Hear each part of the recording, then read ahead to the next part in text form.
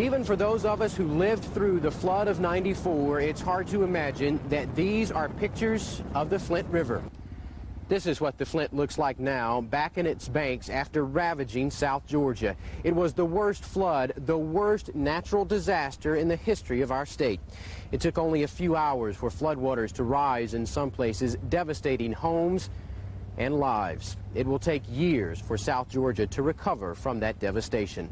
This disaster began July 3rd when the first tropical storm of 1994 came ashore on the Gulf Coast of Florida. None of us could have imagined that Independence Day weekend, what wrath Tropical Storm Alberto would eventually unleash. At 9 a.m. Central Time, Alberto is 1 hour from landfall. The only people on the beach are television camera crews watching and waiting. The waves pound harder, the rain stings, and the gusts make it almost impossible to stand up. Panama City was lucky this time. Tropical Storm Alberto made landfall about 60 miles west of here. It's unbelievable. We've never seen anything like this. We've been coming down here all of our lives and never seen anything like this.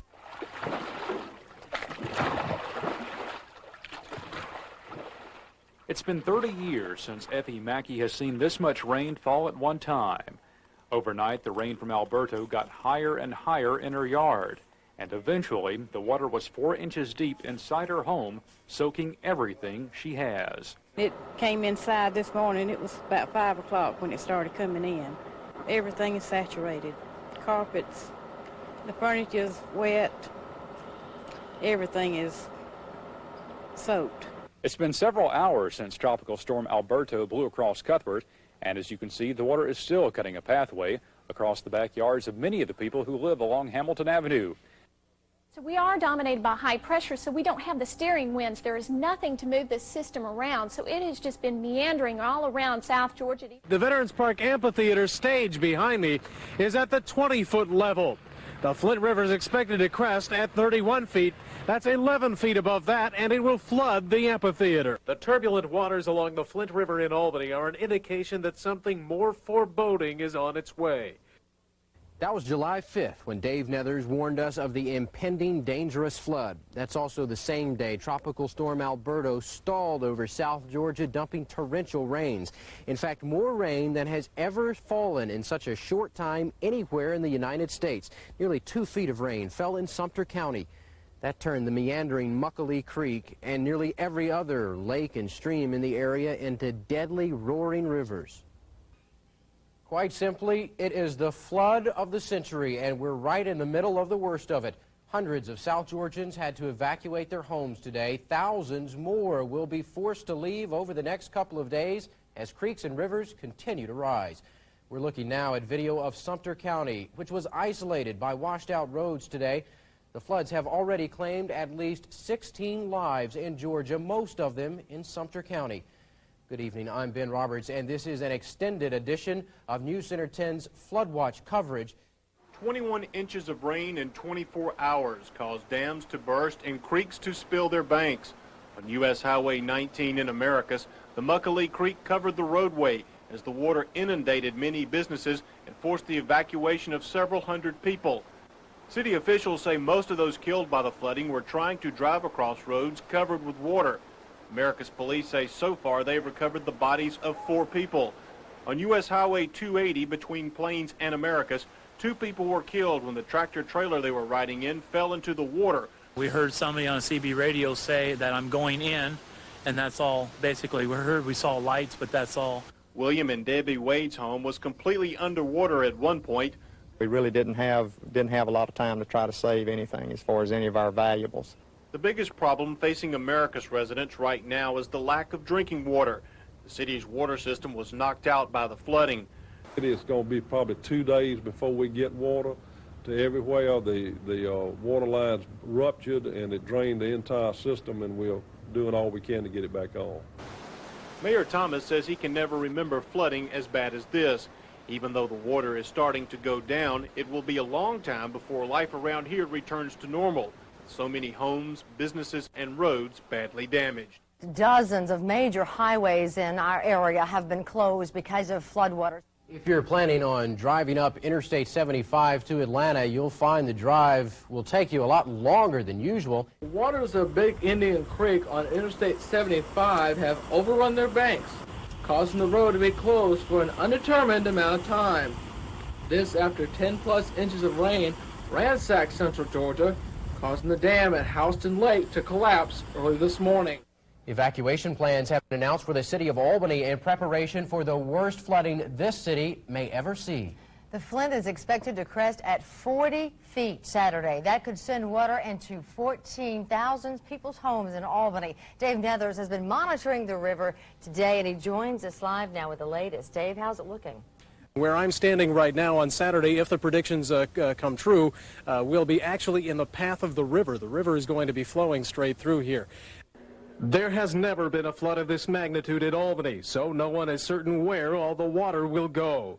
But after working for 2 days to come up with a best guess, engineers warn everyone living between Jackson Street and the river in South Albany that their homes could end up in the river's flow. Further south in Dougherty County, people are already getting to higher ground. At Radium Springs Casino, chairs and other belongings were moved this morning. Water was already in the casino. Next door, a plea for help from the president of Skywater Personal Care Home, where the water could get as high as 4 or 5 feet. 26 people had to be evacuated with nowhere to go.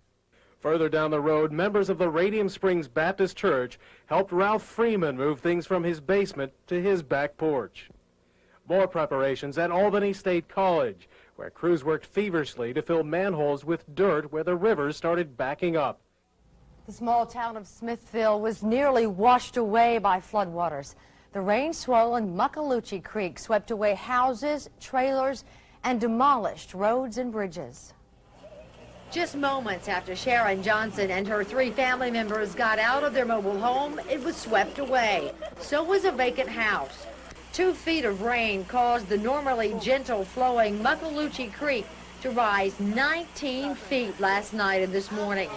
The creek runs alongside an area of Smithville known as Slick Hill, and by daybreak today, the Muckaloochee Road had become part of Muckaloochee Creek, and Smithville residents were clinging to each other for life. Early morning television viewers saw Joseph Williams rescue an elderly couple from their mobile home, which was quickly being flooded.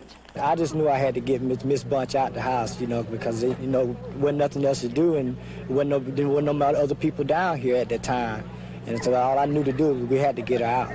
Ricky Waters and his family live in this trailer. It didn't wash away, but Waters has little hope of recovering anything. Everything inside is gone. Because like I said, everything that I had except for the clothes that I have on my back right now was in that house. Yesterday I was watching Channel 10 News and I seen this lady, I forget what city it was, to where she had lost everything she had in her house too from the same thing. I mean, storm, rain. I mean, it's devastating. Words can't really explain it.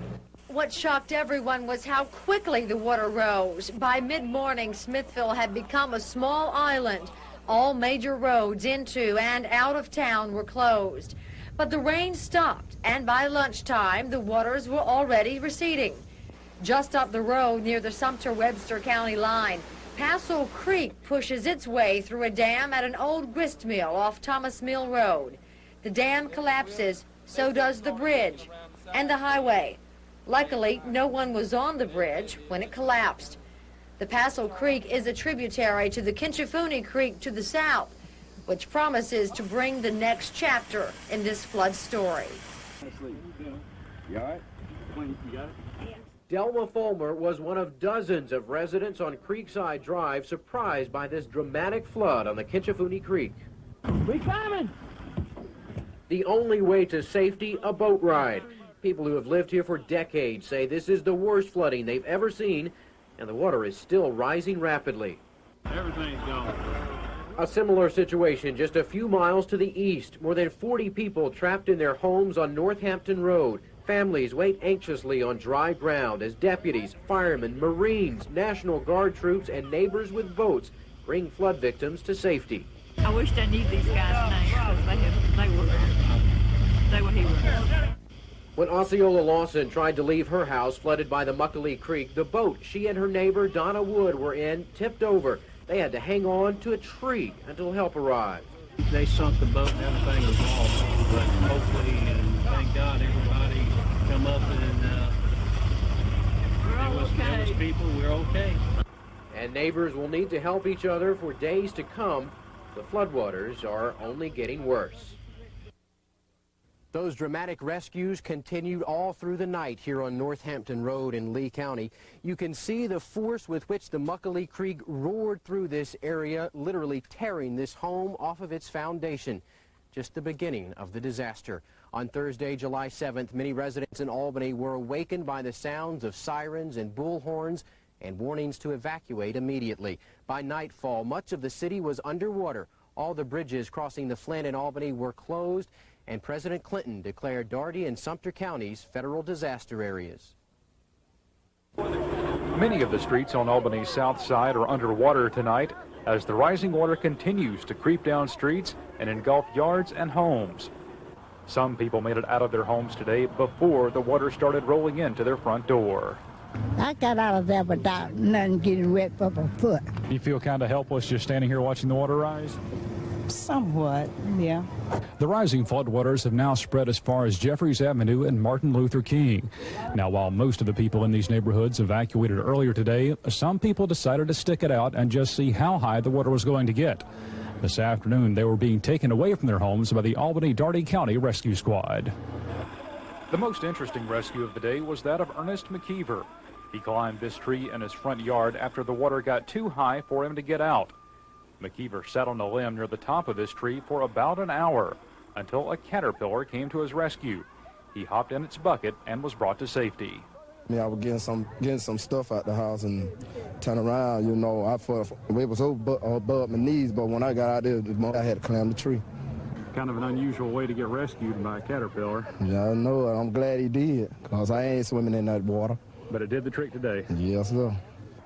Shortly after bringing McKeever to shore, the rescue team made several other runs. One of them brought Andrew Holly to safety. Some of the early morning signs of what was to come could be seen at the Palmyra Nursing Home. The evacuations for about 250 nursing home residents started about 7 this morning. About 50 of these residents were moved into the Palmyra Hospital. This was moving day for the nearly 400 people who live here in Washington homes. They packed up what they could, loaded it up, and got it out as quickly as possible. The biggest problem is trying to decide how much do you take and how much do you leave, because what they do leave is probably going to be lost. Morning, and to give you some idea of how fast the water has risen, yesterday city officials wanted the people out of these homes by 6 o'clock tonight. And as you can see, 6 o'clock was some 30 minutes or so ago, and the water is already up to the rooftops. It really surprised people here how fast the water has risen and is continuing to rise. And with a crest expected this weekend 4 feet higher than the river's present level, no one really knows what to expect. At this point in time, we just have no history to go on from the perspective. I mean, this is beyond the 100-year flood. As thousands of people evacuated their homes July 7th, Albany Mayor Paul Keenan declared a state of emergency. A countywide curfew went into effect, and flood victims with no other place to go poured into the first shelters opened by the Red Cross. Eventually, the Red Cross would operate 37 shelters in Albany. These women say they were originally evacuated to the Salvation Army shelter on 2nd Ave, but when water filled that area, they were forced to move again. This is my third time being evacuated. I started 8:30 this morning, and I went to my daughter's house. She was evacuated. So I went to the Salvation Army, so now I'm here. As Albany flood victims settled into shelters, floodwaters continued to rise in Lee County until the main route between Albany and Leesburg was shut down. Now, the Department of Transportation spent most of this morning monitoring the water levels on the Kinchafoonee Creek, and at 1 o'clock they made the decision to close this bridge. And when they made that decision, it made a lot of people very angry.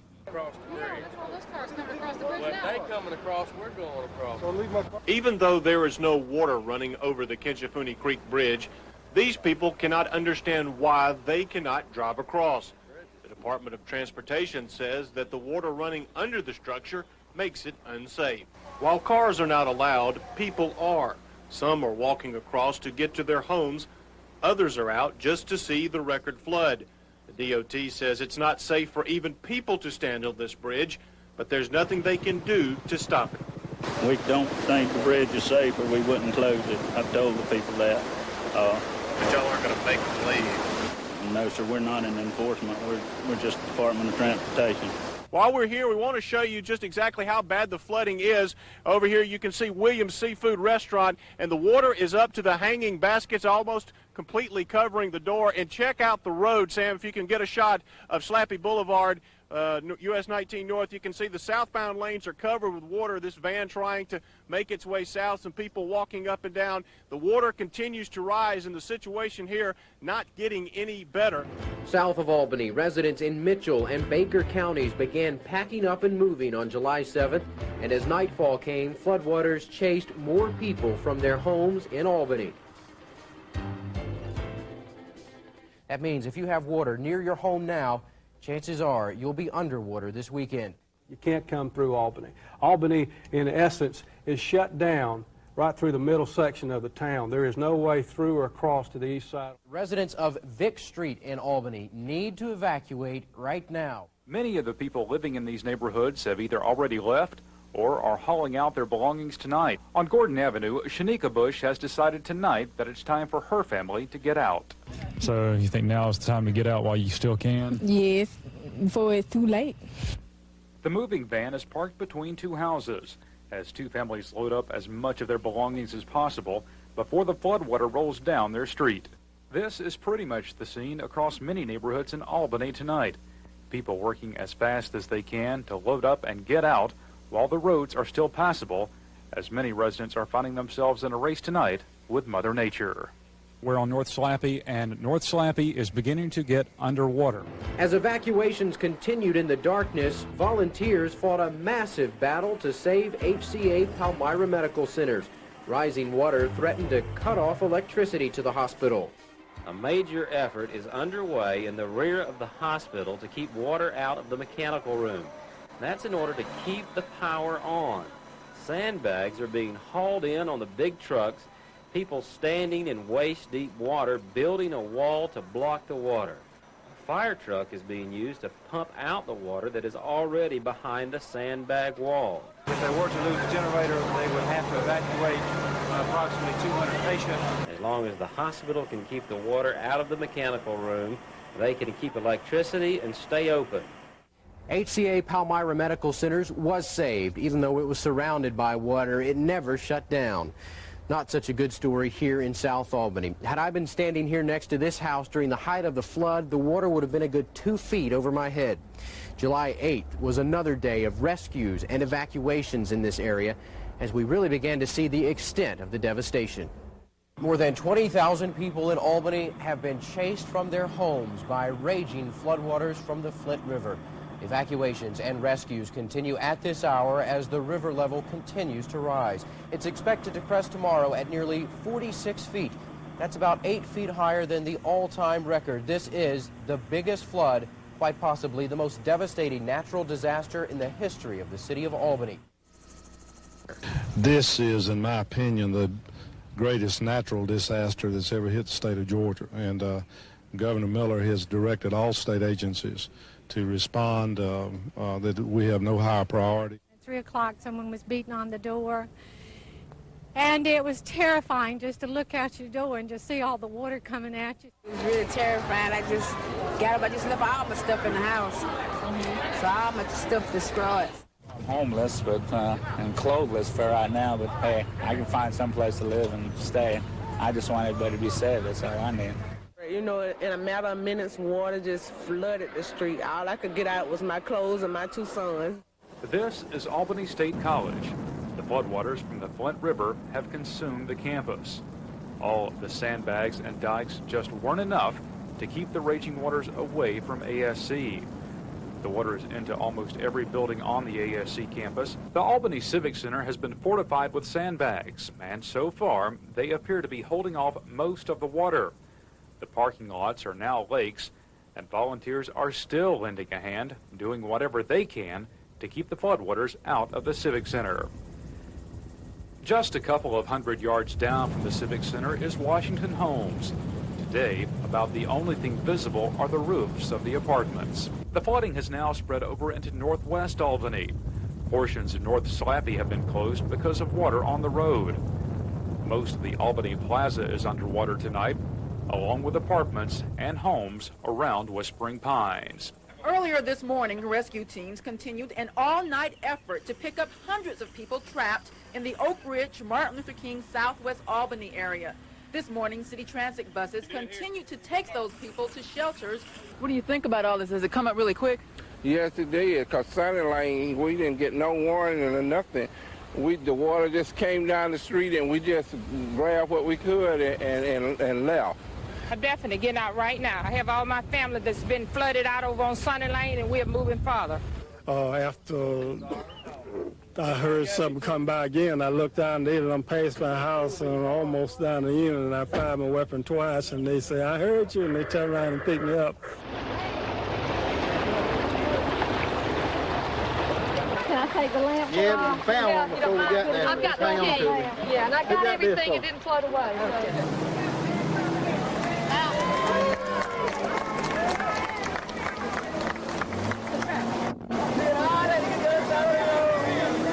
An electrical substation in South Albany. The fence has collapsed. Nearby, an entire neighborhood is submerged. The front of two of the homes also appears to have collapsed into the floodwater. There are cars washed into the porches of homes and other homes that are barely visible. In Lee County, the Muckalee and the Kinchafoonee have claimed many homes. New subdivisions are completely underwater. This is Jamestown Apartments off of Whispering Pines. 24 hours after evacuations began, it now sits under at least 8 to 10 feet of water. Some people still at the complex spent the day helping others move and now are moving themselves. There are so many cars still underwater just in that one apartment complex. There's at least 15 to 20. And some of these cars, fully packed, sit submerged underwater as an example of people who waited too late to get out. They didn't wait too late south of Albany, where evacuations were in full swing before the water got there. On July 8th, city and county officials in Newton emptied their offices, knowing the flood would be there soon. The flood of the century is moving south. South Georgians downstream from Albany see the destruction here, and they are already evacuating. Those people in Newton, those people in Bainbridge, and the other areas where this water is heading next.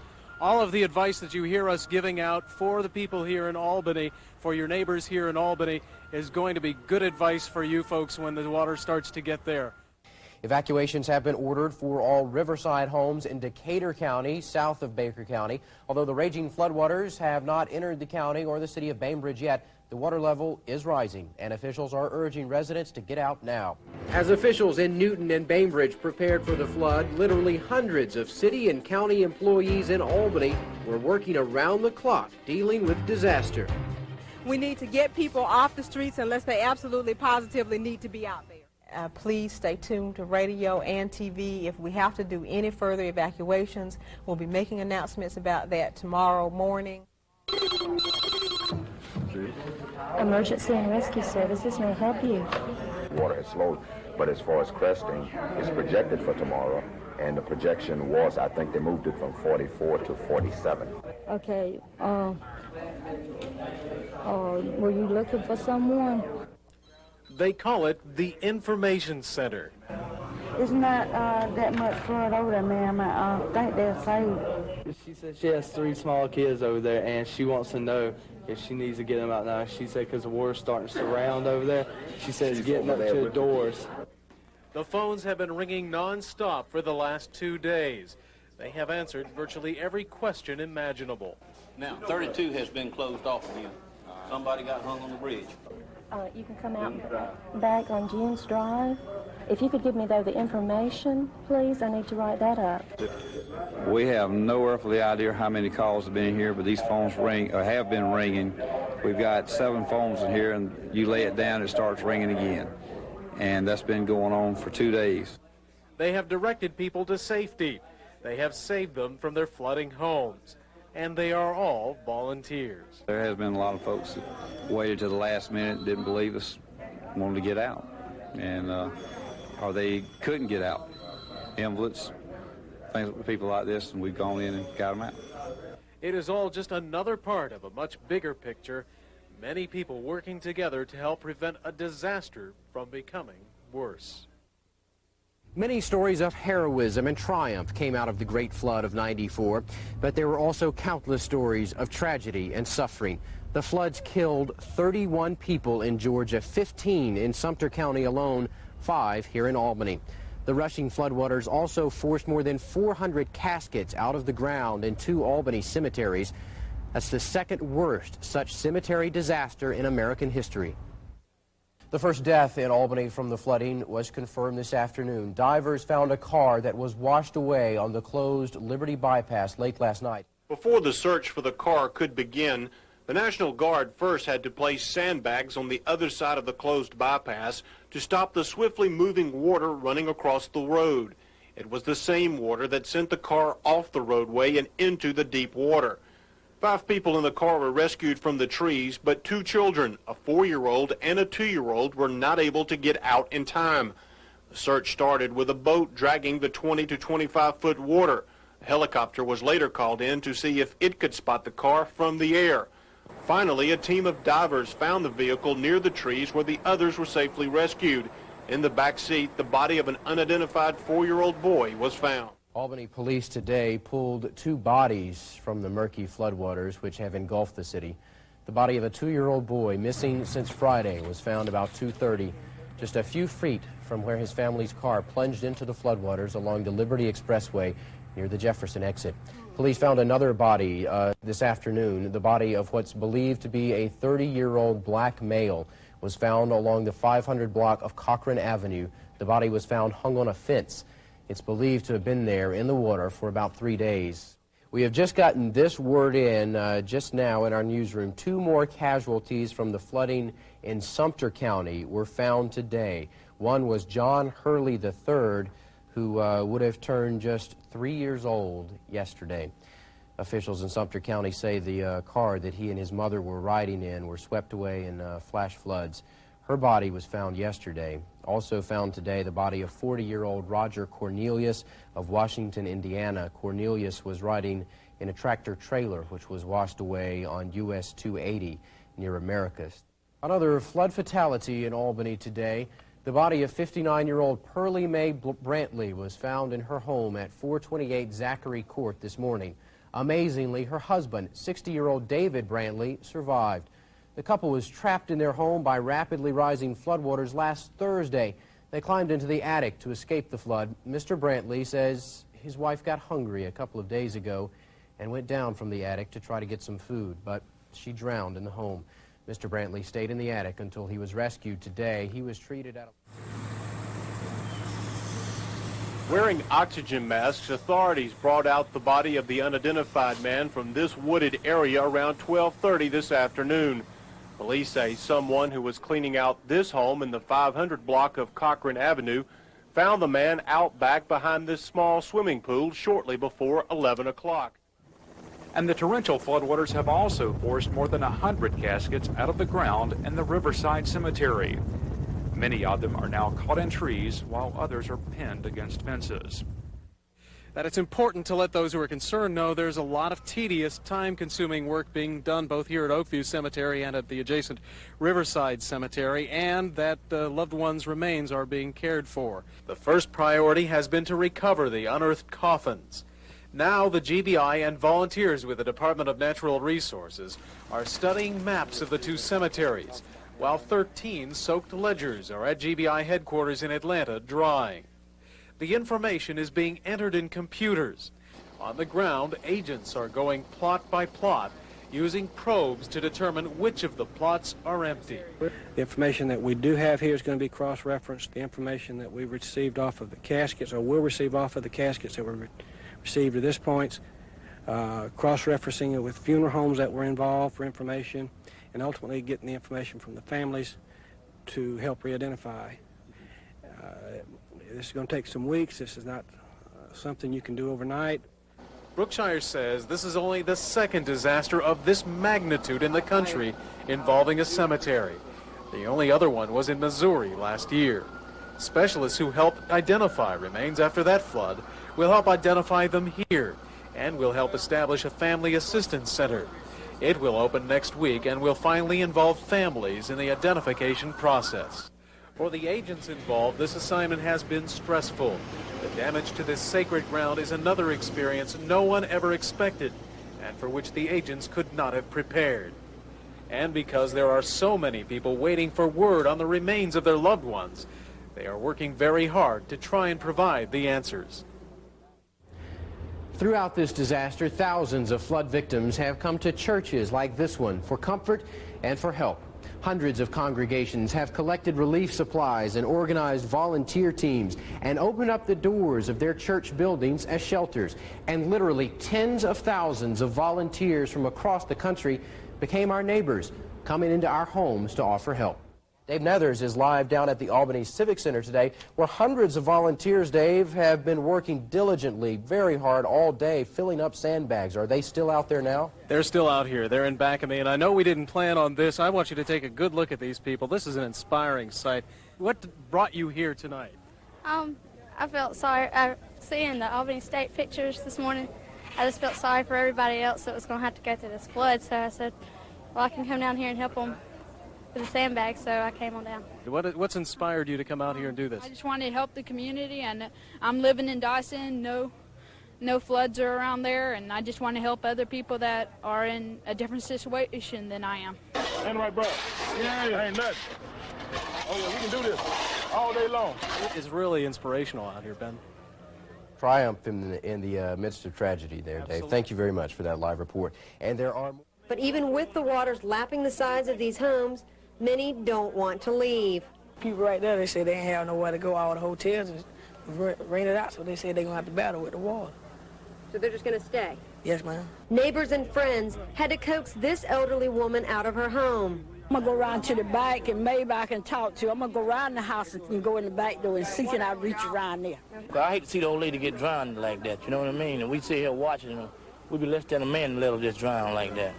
So we have to take on out where we can. We got to get on out. That's all to it. City workers and volunteers are not only helping people like this woman to safety, they're also trying desperately to save homes. Trucks loaded with sandbags and tireless volunteers are heading from street to street, determined to beat back the floodwaters.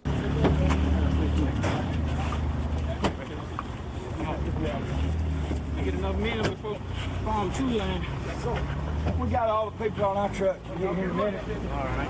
Everybody that needs it, wherever the flooding's at, we're taking it to the sandbags, trying to help them out as much as we can. They've already finished this area right here, and as you can see, they've loaded up. They're heading to the next area. They're going to go from street to street, hoping to stop these floodwaters from rushing into these people's homes. You know, nothing compares to sleeping in your own bed, but here at shelters like the First Assembly of God and others, they're doing what they can to help people return to a normal lifestyle away from their flooded homes. While these flood victims may sleep soundly tonight on hard cots, at least it's dry and out of harm's way. Some Albany residents say they were reluctant to leave their homes. They didn't believe the water would rise as quickly as it did. Some waited until the last minute to escape the rising waters. Okay, the first time my dad came, he told us to get out of the house, but we didn't. And then the second time he came, we didn't get out. He came and told us again. And the third time he came, he had to help us get out the water. And it was very, very flooded. Well, half of my children are at Albany High, and I just want to say hi to them and let them know that I'm okay. We have food that's been brought in from the community. People have just been riding by and saying, what do you need, and bringing it. It's been just an outreach from the community of Albany. And those are just 2 or 3 of the stories. We have over 4,000 in those shelters now, and like I said, it's not home, but it's temporary right now, and we're helping them make the best of it. So yeah, we're proud that they're glad to be there. At the Service Center, you can meet one-on-one with a caseworker to discuss your needs and what assistance you can get because of the flood. The Red Cross, of course, in the beginning stages opens the shelters, makes sure that everybody has a warm, dry place to stay, food to eat, and we take care of those immediate needs. Yeah, then losing somebody and you don't know where they're at. That hurt. Dorothy Shannon is looking for her sister Betty Kemp and her daughter Angela Jenkins. The last time she saw Angela was Wednesday. And all Dorothy could do was run from her South Jackson Street home and hope that her daughter, wherever she was, ran to safety too. The search for relatives is an all-too-common scenario these days. If you've lost a relative, the American Red Cross may be of some help. And give them the name and where they lived and any information that would help us try and locate that person who may be living in one of our shelters temporarily. Still, even in the face of hope, the unknown weighs heavy on the mind. If she's watching, what do you want to say to her? Please call me. Please call your mama. We can be taught how to work in a disaster, and the Red Cross has classes. The Salvation Army has many different conventions and conferences that teach us what to do, but you can never know what to do until you're actually in the situation. And there are those on the home front helping out too. I told my wife, I said, I've got to go do something. And I saw them say that they need some volunteers to help with their warehouse over here on Baldwin Drive. I showed up, and I've been here for the duration. And so will the Salvation Army. As the floodwaters continue to cause massive problems, today many people turned out to the morning service at Porterfield United Methodist Church or huddled around a televised service in the shelter for a time of reflection. Many of the children who are staying at the Porterfield shelter were in Sunday school this morning. Along with studying the Bible, playing games, along with singing songs, some of them were down on the floor with crayons and magic markers coloring. Not just any picture. They were working on a drawing of Noah's Ark. And along the church's walls, pictures of this great flood as seen through the eyes of our children. For the people staying in the shelter, they say they've really got a lot to be thankful for this Sunday. And I thank Porterfield for opening their heart and letting us come in and stay here till the water go down. The helicopter departs. Its destination is the Travelers Rest Free Will Baptist Church, located in a remote area of Baker County. For almost a week now, volunteers from several local churches have turned this small country church into a large mess hall. Inside the church, these women work an assembly line. Each has a specific task in putting together some 1,300 sack lunches. Some are given out at the church. Others are taken to those near the flood. Some of these volunteers work even though their homes have been wiped out. If I sit home worrying about material things, I need to be helping other people that maybe might be more unfortunate than I am. I am here, and I'm going to be here as long as I'm needed. Inside the church sanctuary, the pews are filled with bread, potato chips, and other canned goods. Members of Putney United Methodist Church are turning to God and each other to help them cope. We thank you for all the many blessings that you have bestowed upon us, even through this awful disaster. And it's through Jesus Christ our Lord we pray. Amen. It started out as weekly assembly at Putney United Methodist Church, but on this day, it's much more. It really just turned into a sharing time, people to talk about their experiences and ways that they've been able to help others. Just down the street at the First Baptist Church of Putney, Sunday morning service is underway. There is a National Guardsman in the congregation and the pastor, dressed in fatigues, himself an activated guardsman. Behind the sanctuary, volunteers are cooking lunch for hundreds of people. It made me feel like I was a part of a family that's going to stick together through this. And they are sticking together. This is Mount Zion Church. It sits in one of the most devastated areas of Albany. There were no services here today, but that didn't stop its members from worshiping together this morning. The Temple B'nai Israel, where its membership worships on Saturday, opened its doors to the congregation of Mount Zion Church today. It is a blessing that somebody opened their doors for us since we got flooded out at our own church. To his congregation meeting today at Temple B'nai Israel, perhaps the most appropriate message from Pastor Simmons. That is, Mount Zion may be messed up, but the church is doing just fine. Albany was never a city divided emotionally during the flood, but for more than a week, we were physically cut in half by the flood. More than 600 bridges in Georgia were shut down by floodwaters, including all of them crossing the Flint in Albany. The advice for people wanting to drive is simple. Don't drive unless you absolutely have to. So what we've done, we've made a square now for the folks on the west side of Albany who want to get to the east side, or the east side to the west side. If you're on the east side, go to Sylvester, come up 33. You're looking at probably a 2.5 to 3 hour drive to come around this way, and it's about a 100-mile trip, almost to the 10th. The Oglethorpe Boulevard Bridge looking across the swollen Flint River. Water is lapping on the girders underneath the bridge. It's because of this stress on the support structure of the bridges on Broad Avenue, Oglethorpe Boulevard, and Oak Ridge Drive that the Department of Transportation has become increasingly reluctant to allow even emergency vehicles to pass over. The appearance of a bridge on top is not necessarily indicative of what is happening underneath. And we have to be very cautious. You don't know if you're receiving scouring. The bridges the DOT are most concerned about are the ones on the Liberty Expressway. The river's the highest on the support structure of those bridges, and Buck Hartley says he's even concerned about walking on them. The sheriff has appealed to the DOT within the last hour to see if he could get 10 emergency personnel across the bridge. And it has taken literally almost an act of Congress to be able to do this. The state commissioner of the Department of Transportation and the state commissioner of the Department of Natural Resources had both had to authorize a crossing of 10 emergency personnel. The sheriff is now coming over from the east side. Inspectors from the Georgia Department of Transportation have been looking at the Broad Avenue Bridge all day today. They're using a sonar device to check the structural safety of the bridge, which has been hammered by the raging Flint River. The device at the end of this cable is being drawn to the bottom of the Flint River to give Department of Transportation engineers a readout of how much damage the flood has done to the Broad Avenue Bridge. The barricades around the Broad Avenue Bridge could come down as early as tonight and return a much-needed vital link between East and West Albany, which have been practically cut off from each other this past week. One of the links between East and West Albany is about to reopen. Beginning tomorrow morning at daylight, the Broad Avenue Bridge will be open, but only for pedestrians to walk across and emergency vehicles to drive across. Dawn, as you said, there is now a link between East and West Albany. It is the Broad Avenue Bridge, but it is only open to foot traffic. News Center 10's Casey Jones is standing by live now, and a good deal of foot traffic on that bridge today, Casey. That's exactly right, Dawn.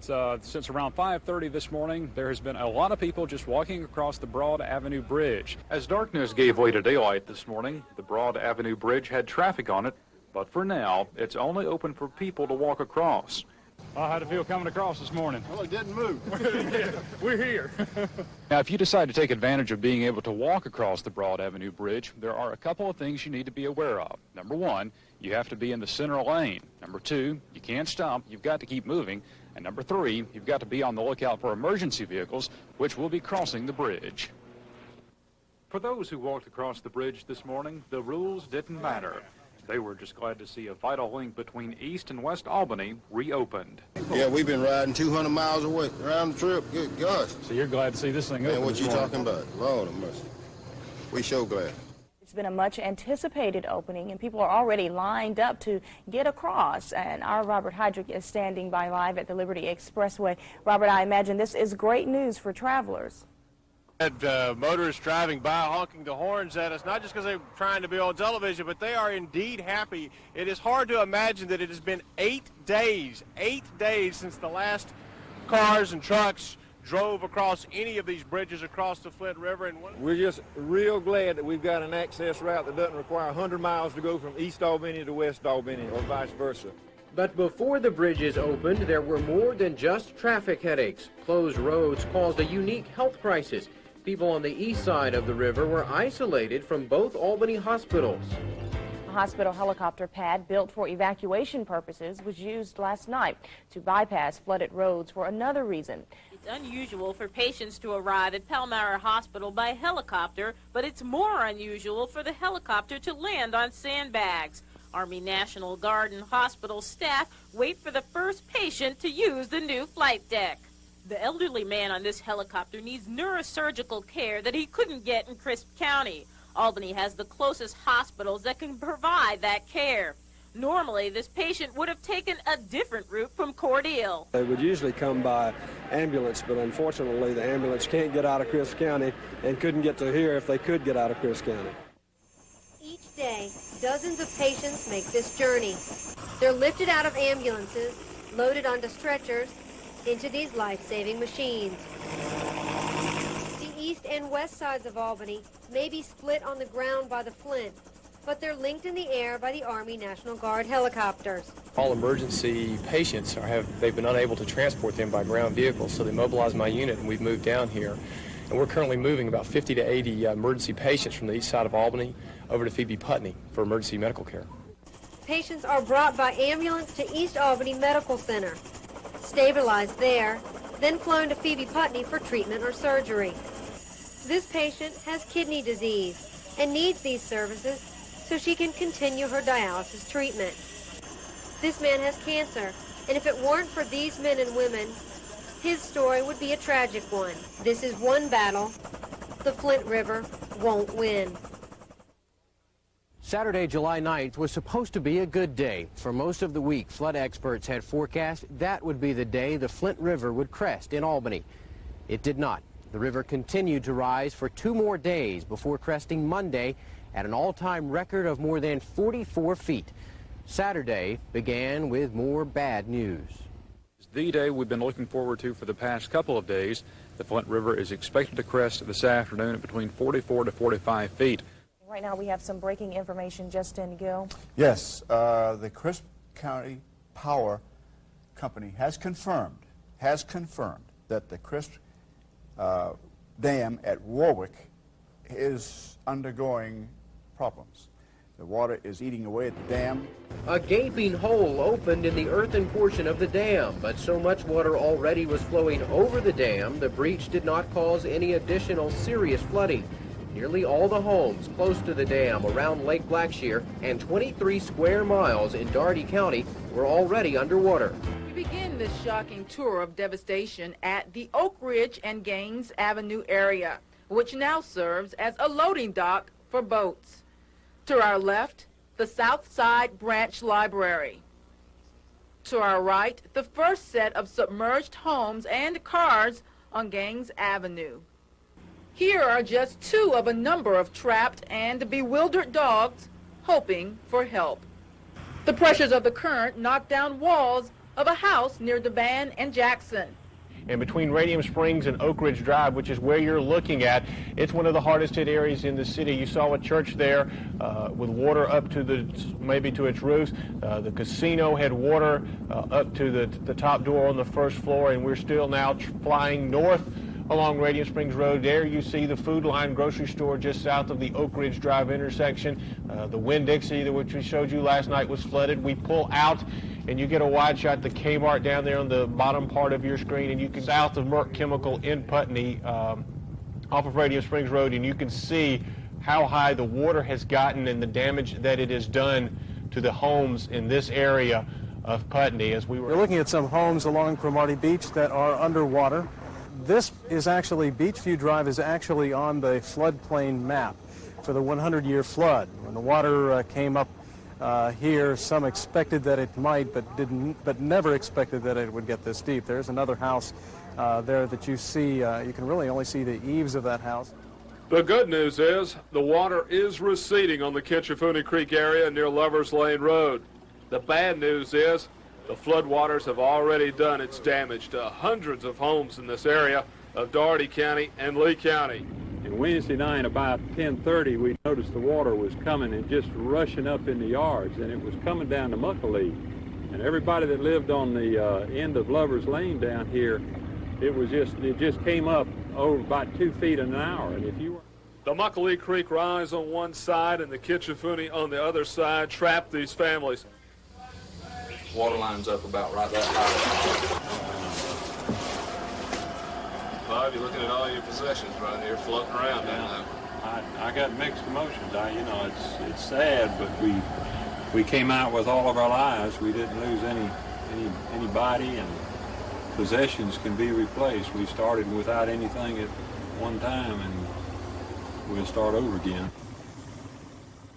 These are streets we were once able to drive down, and now we have to take a boat. You know, it must seem awfully strange for someone who owns this property to be riding by it on a boat. They did take the reading at Oakfield, and it's still rising there, so they do believe that they know it's still rising here in Albany, and they do expect it to crest at 45 to 46 feet. It's a tragedy in that it is far from over. We're still watching, and we're still waiting for the crest that has been delayed for yet another day. I talked to the National Weather Service this morning. A hydrologist agreed. He said he thought it would be at least 7 days before the Flint falls back into its banks. And that's Oak Ridge Drive. Looks like a river, doesn't it? And it's incredible, the river's depths there. People literally had to run from their homes, and Jim Wallace was out there on the scene and joins us live to show us what happened. Ben, the people of Albany have learned this is serious business, and when the call to evacuate is made, they're moving out. And the people there, they came out of their houses. They loaded up the cars with what they had.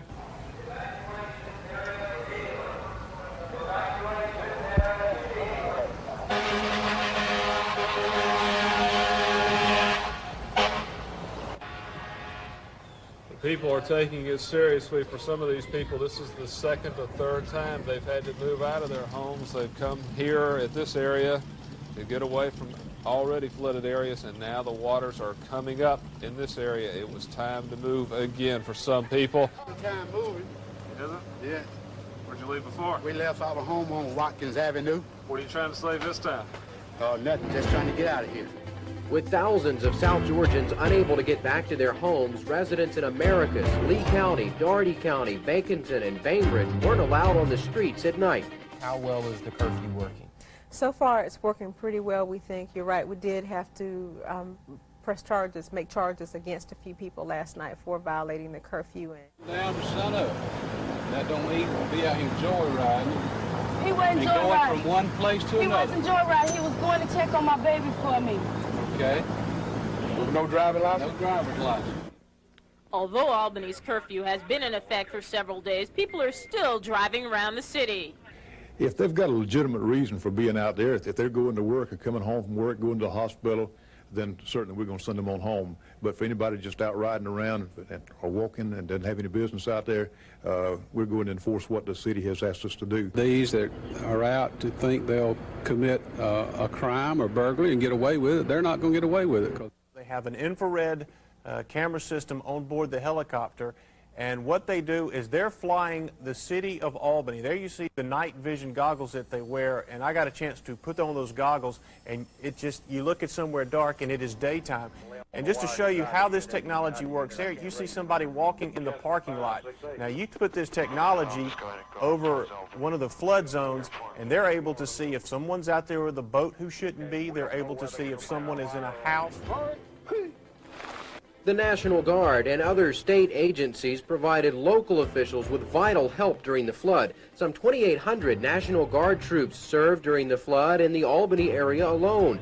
350 rangers from the Department of Natural Resources patrolled flooded areas along the Flint, 150 police officers from around the state, and 60 extra state troopers patrolled in Albany. We're stretched out on a 125-mile front from Macon to Bainbridge. The National Guard is committed to stay as long as necessary to save lives and help with the reconstitution and recovery. Paul Loska of the Department of Natural Resources was among many involved in the emergency evacuations. It was chaotic. It was frantic. Folks hollering for help and trying to get to them, and cars trying to get out and flooding out. I'd never believe this. I started at the Flint on Tuesday in Upson County and just keep moving on downstream wherever we're needed. When they're not rescuing people who stayed too long or got trapped in their homes, the DNR is helping animals who are stranded in these muddy waters. Yesterday, we recovered approximately 350. Today, we've recovered around 20. Today alone, the Humane Society has taken in hundreds of animals, including dogs, cats, and even rabbits. Dozens and dozens and dozens and dozens of dogs that were hanging off fences, trees, floating for their lives on pieces of wood, cats in trees, hanging off windowsills. One case we found a little dog that was standing on his hind legs, chained to a porch, and the only way he could keep his head above water is standing on his hind legs to keep his nose above the water. Since the flooding began 3 weeks ago, these pens have been the homes for many of these dogs. If you lost a pet, you can come here to the shelter this Saturday and see if your dog or cat is here. There are roughly 150 flood dogs here at the shelter. The others are being taken care of by foster families in Dawson, Thomasville, Moultrie, Tifton, and Albany. Now, these Labradors, Rottweilers, German Shepherds, and others are waiting to get back to their homes. So if you've lost your pet, you need to be at the shelter this weekend. Town Creek in Americas rushed over its banks in just a few hours, swallowing the adjacent Sumter County Humane Society. The pre-dawn flash flood killed 81 animals. 7 survived, including these dogs found on the roof of the building. Now, 3 weeks later, the Humane Society is rebuilding. The Muckalee Creek rose over its banks, sending a rush of water across more than half of the wild animal park. We came down and started rescuing the animals, floating them out, taking them up to high ground, and we were able to save the majority of them. Some of the animals did perish in the flood. They lost 2 wallabies, 2 African hyrax, 1 bison, a mule, and a baby llama. Several goats also drowned, and many animals, including a kappa bear, are missing. State officials say 1 of every 4 Georgians was affected by the flood, many of them residents near the Flint River in towns all the way from Montezuma to Bainbridge.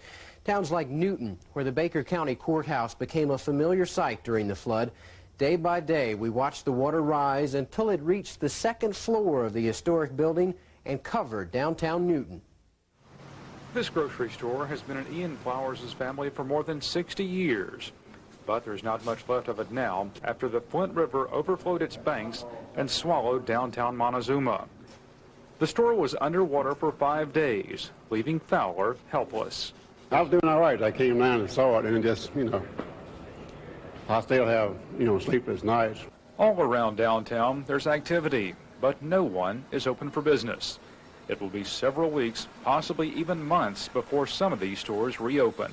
We are making a comeback. We got volunteers in town now. They've almost completed the cleanup job. About a week ago, downtown Montezuma was under about 10 feet of water. That flood claimed more than 60 businesses here in downtown. But the rebuilding phase has begun, and Montezuma is getting a big helping hand from the Mennonites. There are 150 Mennonite families living in Macon County, and they're pitching in to help in any way they can. Primarily, we first began with a cleanup operation and also trying to help the morale of the merchants here. Montezuma has been adopted by Parkville, Missouri, a town in the Midwest that knows about the wrath of a flood. After the Southeast helped them out in their flood last year, Parkville thought it was time to return the favor. Today, a truckload of supplies pulled into Montezuma. Robert McCoy wants a fresh start. He lives in the Brookdale Trailer Park, swamped last Wednesday by the 21-inch deluge that overturned trailers, pushed one on top of a car, and saturated personal belongings with smelly brown mud. You reckon you'll be able to get things back to normal eventually down here? Nah, I doubt it. Too much damage or what? Too much work to be done to try to do all that back again.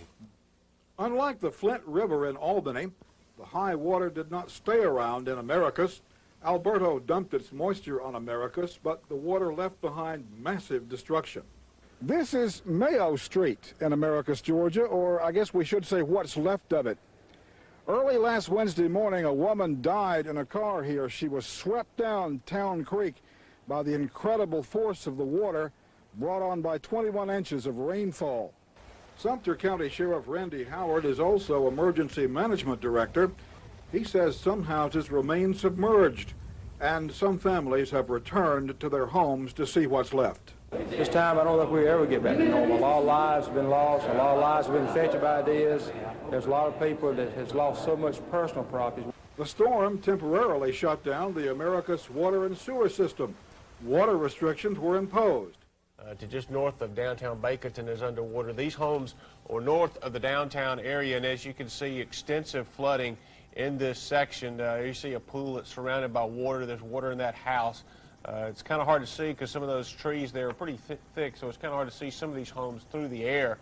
But the water is just under the windows here. The downtown Baconton area, the main area, is dry, but the drinking water in Baconton, we've been told, is not safe. So you can see that they're having their problems. We are in downtown Newton. There you see the courthouse. It has water up to the first floor, and it's only continuing to rise. Many buildings in downtown Newton just literally underwater. Baker County is now without telephone service as they were pumping water out of the Southern Bell building. They had sandbags built around it, but it was a losing battle. The flood wins this war. And we take you back to yesterday. This is the scene of the Newton City Hall yesterday, and to show you how high the waters are, this is Newton City Hall today.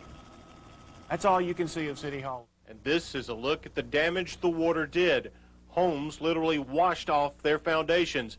FEMA building inspectors say 35 to 40% of the homes they've checked so far have been condemned, with others needing major construction work. Judy Barfield still cannot believe her home was carried over 500 yards from its foundation across Main Street and into this pecan grove. Well, I had heard reports that it was over in the pecan grove, and then some people told me they couldn't find it in the pecan groves, and I said, you know, where's my house? It's got to be somewhere. Around the block, the home of Dr. G.C. Kennington and his wife, Rita, sits in the middle of Washington Street. The home used to face it. Now it's facing Perry Street. Geneva Cross found out yesterday she won't be able to return to her home near the Coolawai Creek. The water level was so high inside, what was her ceiling is now on her floor. And these are these homes north of Bainbridge. The tragedy here is that this flood is just beginning for these residents. They've had warning, and the people down there have had a chance to move their belongings out. At some homes, nature took its course. At others, homeowners sandbagged, trying to keep the water out. I think we're fortunate in Bainbridge that we've had a day or two longer than Albany and Newton to prepare. And from every indication, the people have used that time well. A lot of friends of mine, they've just stopped working and are in trucks going from just house to house, just jumping, hunting people who need help. Downstream, the work continues to protect anything that might be in the Flint River's path. At the Vigoro fertilizer plant, water has not reached an ammonia tank that is surrounded by an almost 10-foot tall dike. Company, city, and state officials are confident the barrier will keep the water from reaching the dangerous liquid. The Chamber of Commerce, located on the river next to the Earl May Boat Basin, is surrounded by water. But city officials say so far the building is dry. Bainbridge was supposed to be the next town to be hard hit by the record flood. This morning, the river level was at 36.8 feet, with the river expected to crest at 44 feet tomorrow. But the city breathed a sigh of relief this afternoon when the National Weather Service lowered its crest forecast to 38 feet. When they ran their computer model on the river, they did not place in the computer the effect of the big slough. The big slough is a huge area north of town that has a large storage capacity. For residents who've been waiting for the surge of floodwater for almost a week now, the lower forecast is welcome news. The lower forecast doesn't mean this area has escaped any damage from the flood. At the Flint River Heights subdivision north of town, some homes along Boat Landing Road have water reaching the roof. Many of these homes, though, are empty as residents evacuated in plenty of time. And for all of the damage and destruction that's been done in Montezuma and at Lake Blackshear, here in Albany, down in Newton, to have some good news to report in this flood is really quite comforting. As Bainbridge residents celebrated the lower crest there, much of Albany, including Albany State College, remained underwater. Finally, after 5 days of rising floodwaters, the Flint River in Albany is starting to go down, but ever so slowly. And if you've been evacuated from your home, it's still not safe to return. As the floodwaters go down in Albany, a new danger is already beginning to appear: sinkholes. Floodwaters subsided yesterday and the sinkholes fell in. You can see what they were looking like. Marvin Hogg and his wife have had to evacuate their home on 9th Avenue as one sinkhole has opened up in front and one in back. In other areas of Albany, particularly in the northwest section, we're into a lot of sinkholes where we don't see any damage until actually the road falls in. Ted and Lisa Medley moved out of their home at 900 9th Avenue last week when the water was literally at their doorstep. Today, they're moving out again. A large sinkhole is opening up behind and underneath the duplex in which they've lived since September. The home is now condemned. Lisa was scrambling to get their belongings out of the sagging structure this morning as the walls around her were cracking and popping. The good Lord's going to see to it that we can get everything out and we'll rebuild. And there, look at these homes that have been just washed away by the waters. These just weren't passive floodwaters. They carried a lot of force and a lot of current. Sinkholes collapsing in, unbelievable pictures. That area is right across the street from MLK Middle School, one of 7 Albany public schools affected by the flood. 4 of them were so severely damaged that students there had to go to different schools when classes started in August. The flood also blasted one of Albany's colleges. Damage at Albany State estimated at $50 million. Behind me, there is a lot of heavy equipment moving some earth to create an earthen dam here on the college campus. Along the banks of the Flint River on the campus of Albany State College is an earthen wall 37 feet above the river's average level. That will not be enough to save the campus from flooding when the river crests Saturday. To protect the campus, an all-out effort is underway to build up the dike and encircle the college with a huge dirt wall. Part 2 of the massive effort to save the campus gets underway at 6 tomorrow morning. Students and other volunteers are being called upon to shore up the old levee with 10 to 15,000 sandbags. And every extra pair of hands is welcomed. Albany State needs as many volunteers as it can get to help with the race against the river. Albany State College took a direct hit. Water has invaded every classroom, building, dorm, and even the gym. This is the criminal justice building in Albany, and the floor, the floor that you can see that appears to be the bottom floor in this picture is actually the 2nd floor of this building. Despite the severe damage, Albany State will begin summer quarter classes next Thursday. The college will hold classes at Doherty Middle School, Darton College, and the Pendergrass Library on ASC campus. A week after cleanup began at Albany State College, students were moved back into one of the campus dormitories this morning. 75 students were moved into Andrews Hall, normally a women's dormitory, now temporarily co-ed. One of the students who moved in today was Monica Close. She evacuated campus and went home to Bainbridge, then had to evacuate again. I was shocked. My mouth just dropped open. I couldn't believe it. I didn't think it was going to be as bad as it was. Despite the damage, Albany State restarted classes this week at alternate sites around the city. The school is still evaluating the damage, and a timetable for rebuilding has not been set. Work crews picked up trash scattered by the flood. In other areas, dehumidifiers blew hot air to help dry out buildings. Restoration consultants are on the campus with a crew of about 150 people. But before any actual construction can take place, recovery teams must first deal with contaminated residue. Perhaps this sign says it best: unsinkable. Albany State College, under siege just weeks ago by muddy Flint overflow, is now above water. No doubt this job will take a while to complete, but come September 20th, Chancellor Porch promises fall quarter classes will begin. This parking lot between the Criminal Justice Building and the Student Center will soon become home to temporary classrooms. Beyond that, Dr. Billy Black promises to use every inch of available land to make education possible. As water receded from Albany State and other flooded areas, some flood victims began to see the damage to their homes, while others had to wait longer as stagnant water still covered their neighborhoods. This is, or rather was, Buster Weisner's house on the upper Northampton Road near Muckalee Creek. A week ago, the creek, normally a peaceful stream, became a rampaging giant and ripped the house off its foundation and smashed it against a tree. The Muckalee trapped Tom and Sue Gregors in their home. There was only one thing to do: get above the water or drown. Eddie Coward saw the water coming, headed for the attic, and chopped his way to safety. For some reason, I placed the axe on top of the truck, and when I saw the truck top going underwater, I decided to get the axe. and I just took it inside and took it up in the attic just in case. For the worst case that could happen would be to get stuck in the attic, and so we were glad we had it. And right over here to my right is the Piggly Wiggly parking lot. And Arnold, if you can show the folks this area, it really does still look like a lake. And now there is no water crossing Slappy Boulevard anymore. This floodwater came in here last week, and it just has absolutely no place to go. It's still just sitting here. The water in this low area has been slowly discharging through a box culvert, a pipe under Slappy Boulevard pulled out by gravity. The new effort will discharge thousands more gallons of water a minute. But there's so much water there, city engineers say it could be days before it's all gone.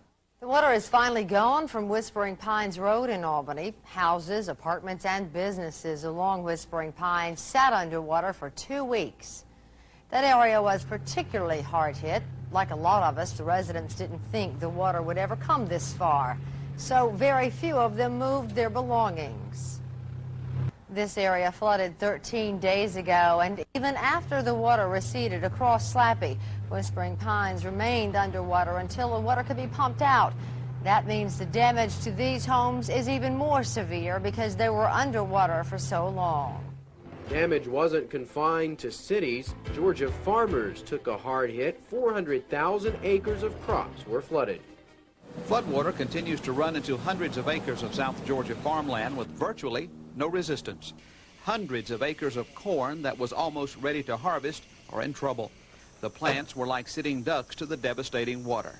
What's more unbelievable is all back through here in the areas we can't even get to today because the water's so high, is that this corn that was ready to chop for silage, that was irrigated, 10 to 12 feet tall, and you can't even see it. Farmers' problems started in the sky with torrential rains that caused the floods, but ironically, it could be the sky that could help save some crops. Aerial applicators like this one will apply much-needed pesticides that will save literally thousands of acres of crops.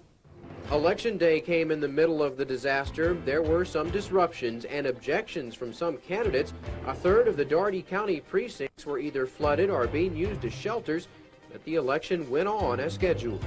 This is the mega precinct at the Greater Grace Church. 7 regular polling places moved under one roof because of the flooding in the regular voting precincts. Plus, many of the flood victims who are still living in shelters were given free bus rides to cast a ballot.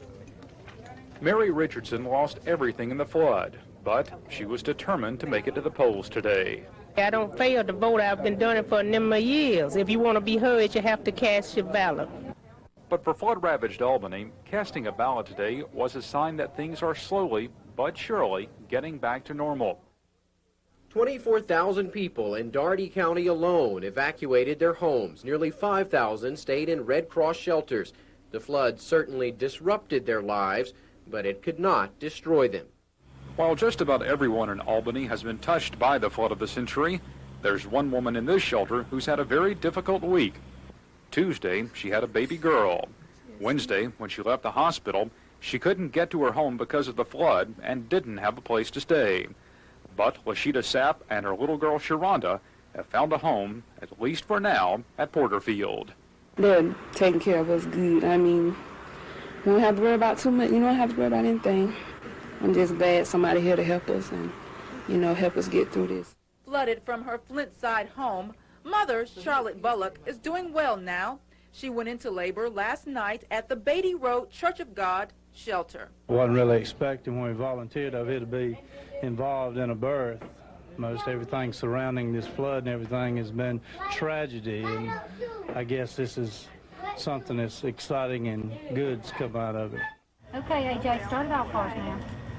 Come on, upfield! Seems like any normal South Georgia summer Saturday here at the Dixie Youth Baseball Park on Barnesdale Way. Seems normal until you hear what the guys in the bleachers are talking about between innings. We all got played.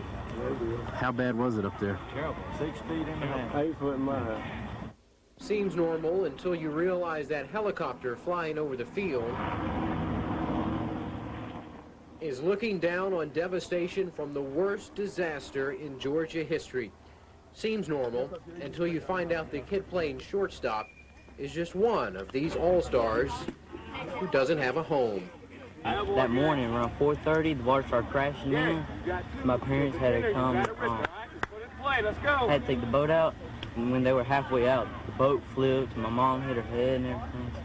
Yesterday, Jonathan Woodham was helping his family go through what's left of their home on the Kinchafuni Creek. There's been a bunch of people helping us, and I thank the Lord for that. Today,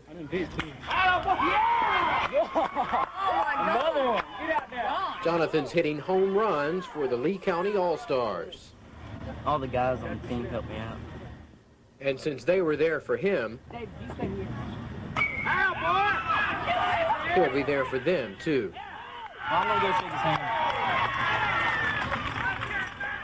Neighbors helping neighbors, teammates helping teammates.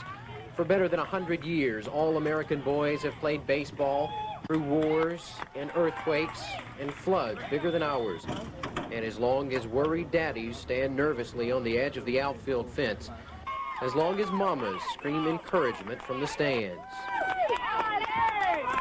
as long as little brothers look for home run balls in the creek behind the field, and as long as coaches help mold these boys into men,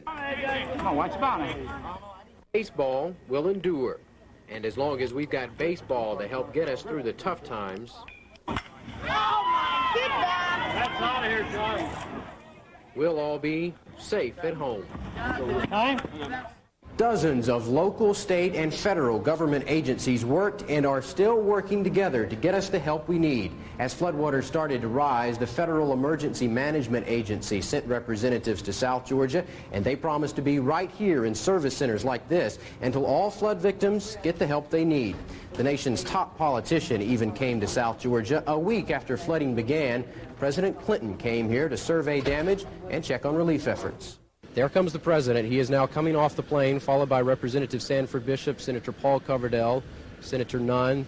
There is Roy Rowland as well. So our first priority is going to be to try to help these people get their lives in order. That encouraging promise from President Bill Clinton in Albany today. The president brought with him a $60 million federal aid package for South Georgia flood victims. The president toured our flood-ravaged city from his helicopter, Marine One. He also flew farther south to get a clear look from the air of Newton and Bainbridge. Good evening. This is another special Floodwatch report from News Center 10. I'm Ben Roberts. And I'm Dawn Hobby. While in Albany today, the president announced a comprehensive package of assistance totaling more than $60 million. The president says the budget can handle the emergency appropriations, and he plans to ask Congress for crop disaster assistance, much like that given to Midwestern farmers last year. Afterwards, he met with governors of Georgia, Florida, and Alabama, as well as Albany Mayor Paul Keenan, Dougherty County Commission Chairman Gil Barrett, and the Albany area legislative delegation. He then announced a package totaling $60 million in federal assistance to the victims. He said the federal budget will provide for all other needs without asking Congress for any supplemental funds. He then gave all three governors letters of commitment for their share of the money. Our commitment is to stay in this for the long run. Cheering flood victims greeted President Clinton as he arrived at the Disaster Assistance Center at Highland Magnet School. The president stressed damage to property isn't the worst part of this disaster. The biggest tragedy is always the human tragedy. You have 50,000 evacuees, already over 6,200 applications for assistance. We want to be most sensitive to that. Before the president left town, he shook hands and signed autographs and gave words of encouragement to hundreds of people gathered outside Highland School. The most important thing here is to help people to put their lives back together. She's seen Albany on national news reports, and today Dr. Joycelyn Elders got a first-hand look at the flooding aftermath. As Surgeon General, she's here to make sure there's not a health crisis, and she's pleased with what she hears. I think you need to pat yourselves on the back for what you've done. You've done a superb job. We have never had a natural disaster in the history of Georgia where so many lives have been touched. Miller and Nunn toured parts of Albany, then went to a shelter at Porterfield United Methodist Church, where some people shared their stories about their emotional experience with this flood. For the fourth time since the flooding began, Senator Sam Nunn was back in South Georgia today. This time, he brought along some high-ranking military brass from the Pentagon, including Army Secretary Togo West. News Center 10's Bill Gilbride had a chance to get up in the air today to survey some of the damage. You were with U.S. Senator Paul Coverdell today. He and Attorney General Michael Bowers flew out of Albany. The senator and the state attorney were seeing that everyone's needs were being met. The director of the Federal Emergency Management Agency, James Lee Witt, toured the stricken areas with Governor Zell Miller, Senator Paul Coverdell, and Congressman Sanford Bishop. Now, the Disaster Assistance Center, also known as DAC, is the first one to open here in Albany. This is the beginning of the road to recovery for some Albany flood victims. They were here early this morning at Highland Magnet School to apply for 3 main programs: disaster housing assistance, small business loans, and individual and family grants. Got here at 2 o'clock. Okay, so you're first in line to get in here. Right. I lost a lot. That's why I lost a store and 5 houses, so that's why I came early.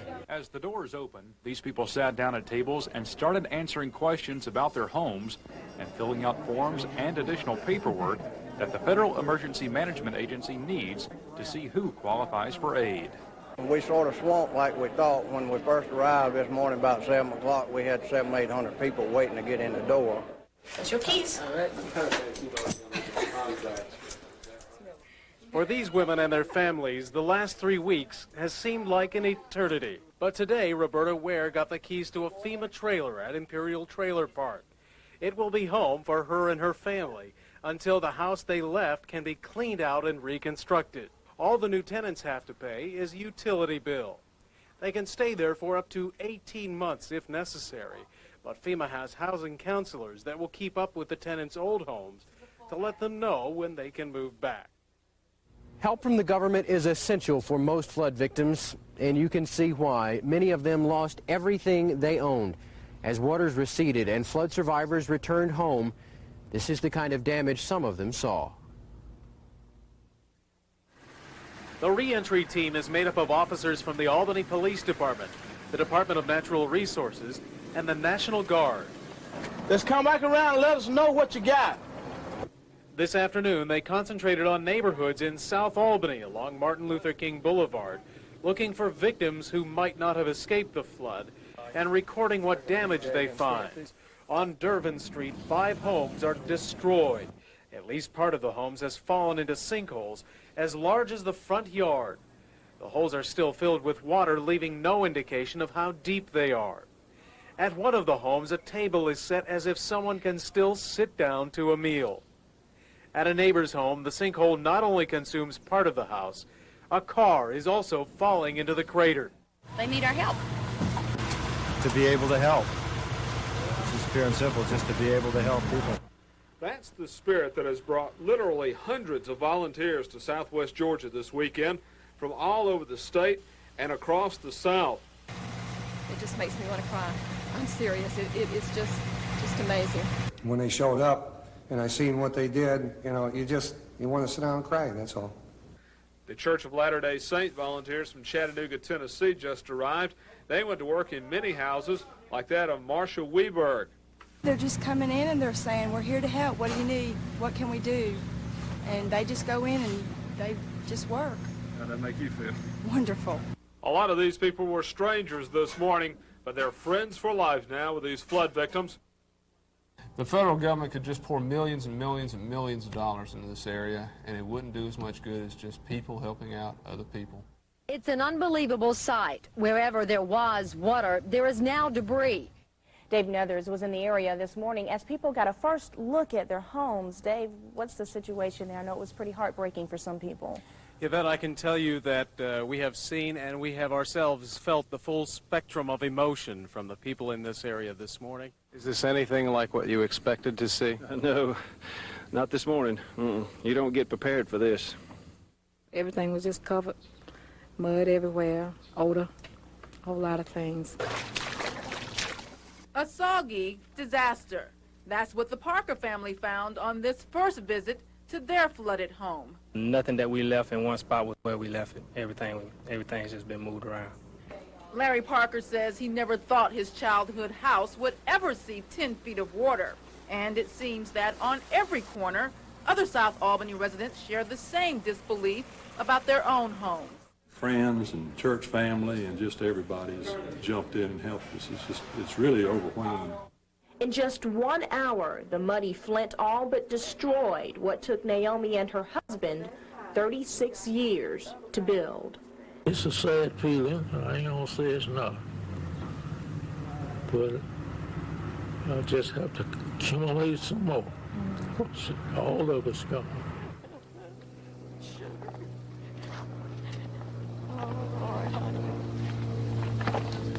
The Lord's going to help us. The Lord's going to help us. The Lord's going to help us. He's got to. That's all I got.